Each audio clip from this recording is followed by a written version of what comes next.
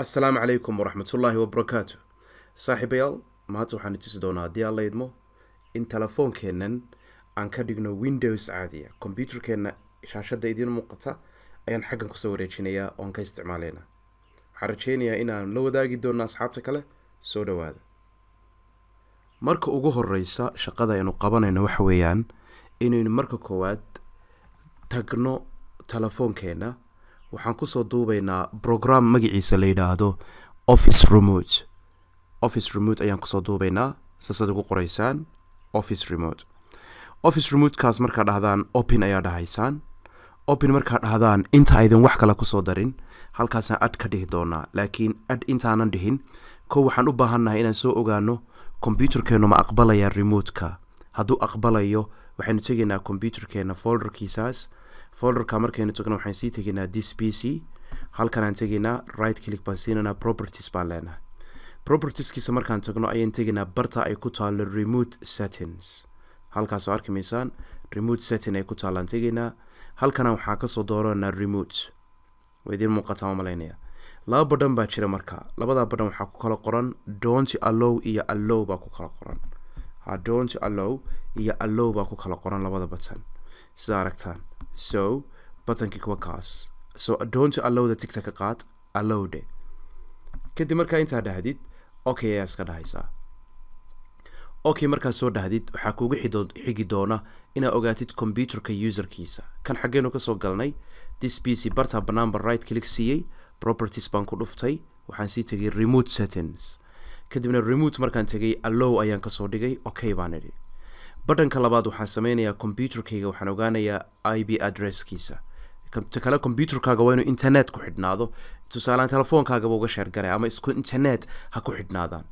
kadibna bartaas ay ku taalo searchiga ah ayaan waxaan ku qoraynaa cmd maraan ku qorno ayaan enter dhahaynaa. daaqada madow ayaa inoo soo baxaysa. daaqada madow saynu ogaano IP-ga computerka ayaan waxaan ku qoraynaa IP config. meelo kaloo laga soo saaro oo ka fudud baa jira laakiin tan waa inaa barataan. marka intaas inoo soo baxdo waxaan raadinaynaa IP-gii computerka. barta ay ku taalo IP version 4 address ayaan eeganaynaa 192.168.43.226 kaa weeye. intaa markaan ogaano okay waayahay. waxaan kaloo eegi doonaa computerka userkiisa. waxaan soo gelinaa computerka cdiisa meesha wax ugu duuban yihiin. markaan soo galno waxaan sii furaynaa barta ay ku taalo useris yaa ugu sarreeya. anigaa u sarreeya. cabdulxaliim baa u sarreeya. intaa markaan ogaado kadib oo aan ogaado ayaa waxaan tegayaa programkaygii yaraa. programkaygii waa kan. waxaan ku dhufanayaa add ayaan leeyahay. add markaan dhaho desktop ayaan rabaa inaan la soo wareegaan koodhi. computerka IP addresskiisa wuxuu ahaa 192.168.168. maxaa ku xigay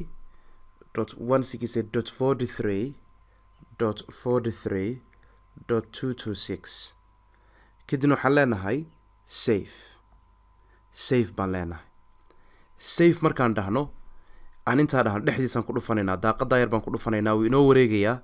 markuu wareego wuxuu rabaa inuu passwordkiibu ina weydiinayaa. computerka passwordkiisii ayuu ina weydiinayaa inaan gelino. so hadda intaas markaan la ku dhufano aynu saa dhahno okay dhahno. haddii 193 baan ka dhignay 192 ayuu ahaa. waa kansalaynaa. halkanaa tegaysaa badhankaa yar. remove baan leenahay. waxaan leenahay waa 192. waynu khaladnay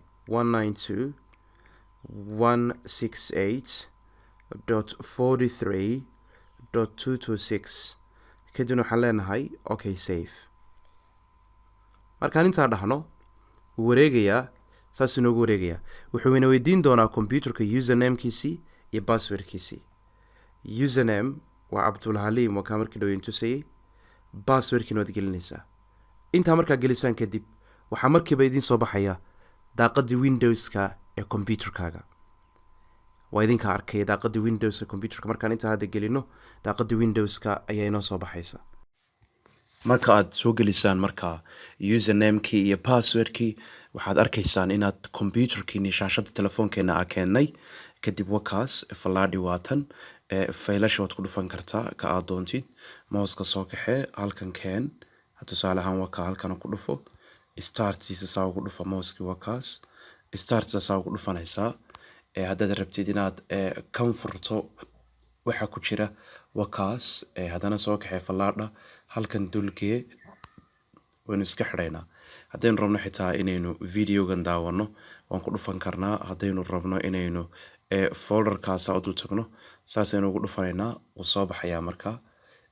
markaasaynu ku dhufanaynaa scroll barkan aan hoos socon karnaa saa daraadeed waa farsamada ugu fudud ee telefoonkiina idinkoo haysta aad ka isticmaali kartaan computerkiina. marka uma baahnid tusaale ahaan presentation oo kale aad jeedinaysaa, isagaad ka wadi kartaa caadi weeyaan, waad kula soo wareegi kartaa shaashadaada.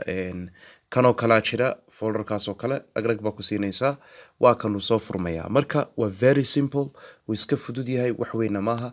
marka saaxiibayaal waxaan idiin rajaynayaa inaad ka faa'iidaysataan casharkaas, lana sii wadeegtaan asxaabteena kale ee iyagu u baahan ama farsamadan u baahan. dhinacan sare wuxuu ku leeyahay waa keyboard, iyo wuxuu ku leeyahay just inaad marba saan ka dhigan kartid sida adigu aad doontid, marba weyneynaysid, yaraynaysid, shiftidi wataas, controlskii wixii dhan isticmaali kartid. waa kuwa marka sidii adigu aad doonto ayaad ka dhiganaysaa. marka kor baad wadi kartaa, waad yarayn kartaa, waad weyneyn kartaa. wakaas start new baad dhihi kartaa, mid kalea ku xidhi kartaa. marka intaas ayuu ka egtahay taasi saaxiibayaal. wayna fududahay inaad samaysaan. so qof kasta ha isku dayo inuu try gareeyo oo isku dayo.